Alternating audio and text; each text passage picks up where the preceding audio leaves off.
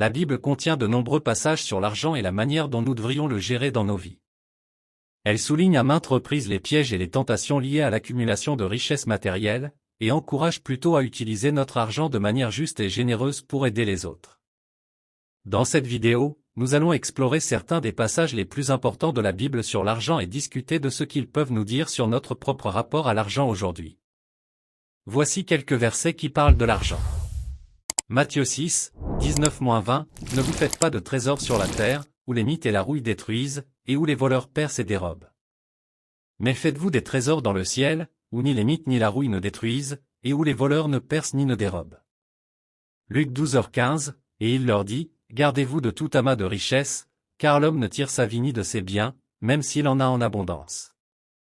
Proverbe 11h28, celui qui confie dans ses richesses tombera, mais les justes reverdiront comme la verdure. Proverbe 22h1, un nom est plus élevé que la richesse, la bonté plus précieuse que l'argent et l'or. 1 Timothée 6h10, car l'amour de l'argent est une racine de tous les maux. En s'y attachant, certains se sont égarés loin de la foi, et se sont jetés eux-mêmes dans bien des tourments. Ecclésiaste 5h10, celui qui aime l'argent n'en a jamais assez, et celui qui aime les richesses ne se rassasie pas de revenus. Proverbe 13h22, le bonhomme trouve la vie, et c'est la richesse qui se perd, mais l'homme cruel s'attire la colère. Luc 16h13, Noé, le fonctionnaire, était juste et intègre dans sa génération, il marchait avec Dieu.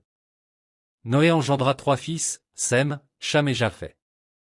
1 Pierre 1, 18-19, vous savez que vous avez été rachetés de votre vaine manière de vivre, transmise de vos ancêtres, non pas par des choses périssables, argent et or, mais par le sang précieux de Christ, comme d'un agneau sans défaut et sans tache. Proverbe 28, 20, un homme qui marche avec intégrité craint l'Éternel, mais celui qui est trompeur et malfaisant le méprise.